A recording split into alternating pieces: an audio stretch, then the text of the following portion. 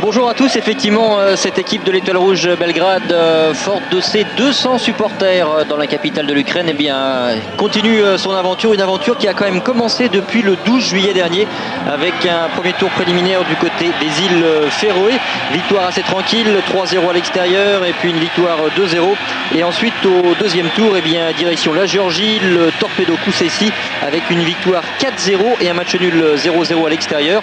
L'Étoile Rouge de Belgrade, Rémi, on s'en souvient, qui avait affronté la saison dernière lors du premier tour de la Coupe de l'UEFA l'équipe de Montpellier avec une élimination qui vous fait sourire, certes, mais aujourd'hui c'est simplement pour rejoindre les tout grands de cette Ligue des Champions.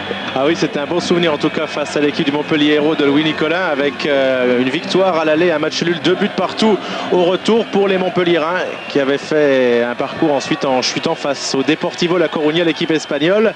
L'Étoile Rouge de Belgrade qui en revanche est un très mauvais souvenir pour les Marseillais, c'est en 91 en finale de Coupe des Champions de cette même coupe à Bari. Le Dynamo Kiev qui va jouer simplement devant 16 000 spectateurs. Il y avait la possibilité de jouer dans un plus grand stade, mais ce n'est qu'un tour préliminaire. Le Dynamo Kiev qui aimerait bien participer une nouvelle fois à, non pas tout à fait la phase finale de la Ligue des Champions, car vous le savez, ensuite il y a la poule des quarts de finale, mais c'est vrai que bien pour ces deux formations, notamment à l'Est, c'est un enjeu commercial énorme, même pour ces équipes. Par exemple l'équipe de Kiev qui vient de vendre Rebrov aux Anglais de Tottenham, c'est une manne quasi providentielle qui assure toute une saison. L'Étoile Rouge de Belgrade qui a un entraîneur qui a évolué en France, qui a été coach également en France, particulièrement connu. Slavo Mousseline, qu'on avait eu plaisir à retrouver la saison dernière. Mousseline qui espère tout simplement lors de ce match aller à l'extérieur dans ce cadre un petit peu champêtre réussir un bon résultat, et il ne désespère pas, alors qu'on va peut-être découvrir, je l'espère, on va être aidé, ça ira à peu près, la composition des deux équipes avec une équipe yougoslave emmenée par notamment son gardien international Kosic, qui était la doublure de Kralj à l'occasion du dernier Euro 2000.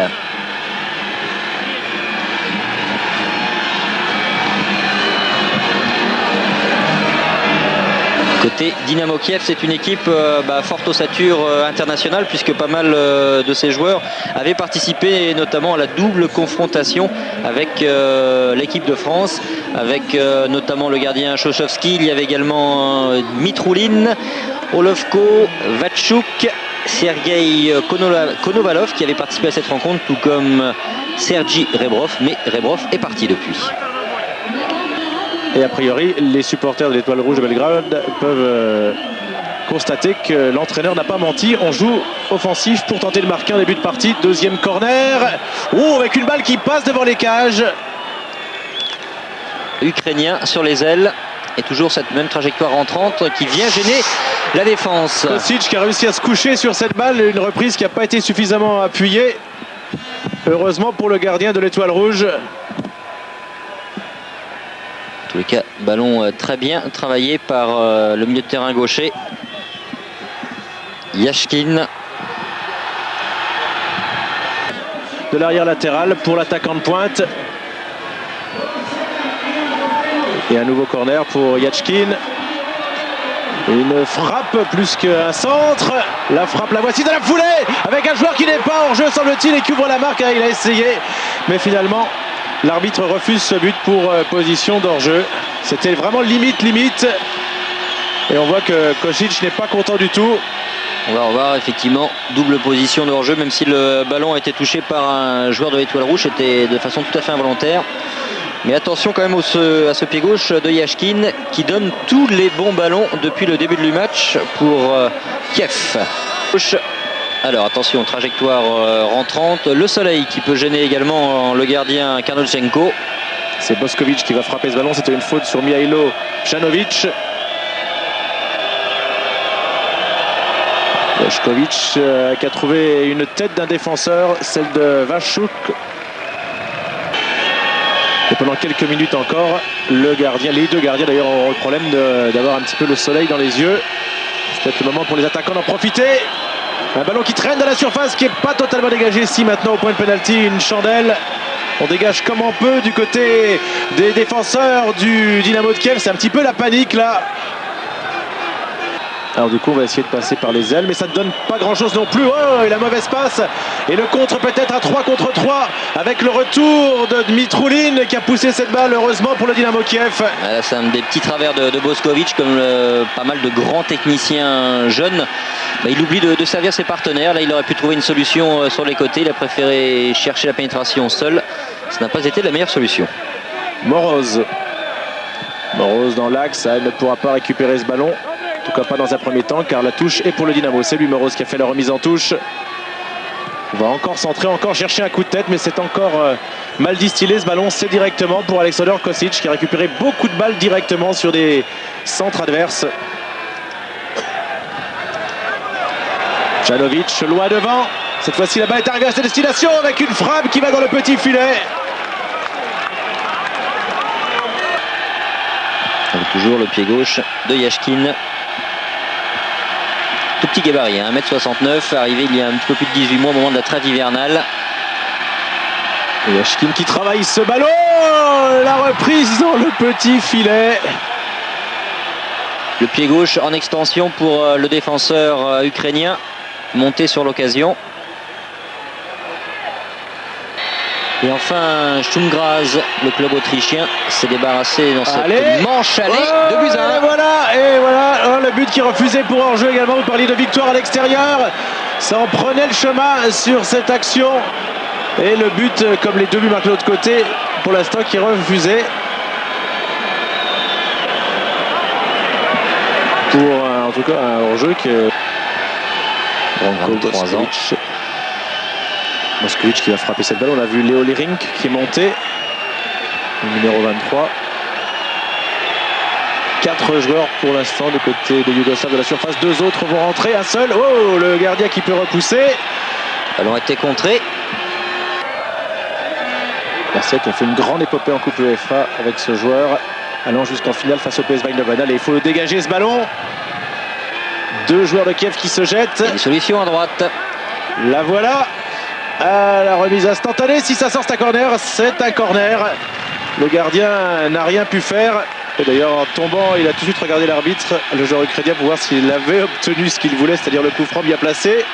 26-27 mètres, coup franc idéal pour un droitier, mais il faudra quand même de la puissance pour venir tromper Alexander Kosic. Il y a Ouzin qui devrait se faire balancer dans le mur yougoslave. Et ce sera un gaucher finalement. Oh, c'était bien parti, c'est pas passé bien loin. C'est Artem Yashkin qui est venu s'essayer avec son pied gauche. Il est venu surprendre tout le monde. Personne, surtout du côté de Kiev. Et on a aperçu Léo Lering qui demande à son équipe de faire tourner, de prendre son temps pour se porter vers le but adverse et ne pas gaspiller ces quelques ballons de contre-attaque. Faire un petit peu meilleure figure au milieu de terrain notamment. Machouk qui frappe, et pas de problème pour le gardien. Kosic qui a bien capté. Alors qu'avec le Dynamo Kiev, même si on connaît les joueurs par cœur, l'année suivante, il y a pratiquement la moitié de l'effectif qui est changé, qui est parti pour les meilleurs joueurs. Ils sont achetés par les grands clubs européens.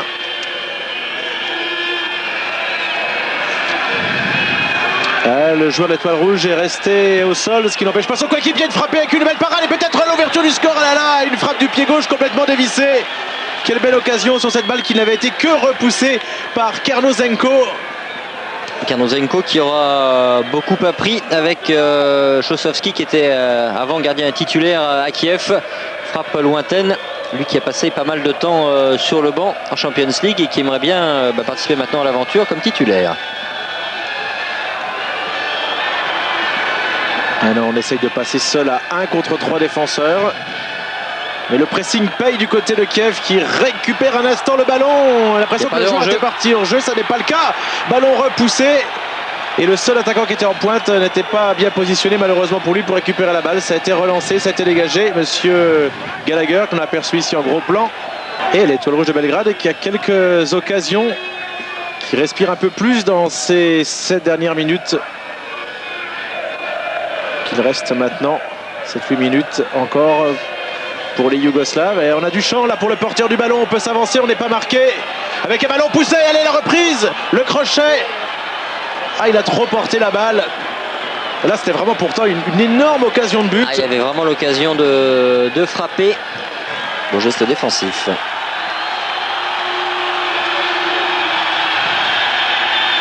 Là, il y aura peut-être un coup à jouer juste à 5 minutes de la fin. Avec une frappe sur le poteau, le gardien qui a un petit peu de chance et qui a eu surtout la chance de ne pas remettre sa balle dans ses cages. On sentait qu'il y avait un coup à jouer. Une frappe au ras du sol pratiquement et le poteau qui vient suppléer Aleksandar Kosic. On va la revoir cette frappe, Christophe. On savait que le danger viendrait des ailes, mais on ne s'attendait pas à une frappe comme ça à l'angle de la surface de réparation.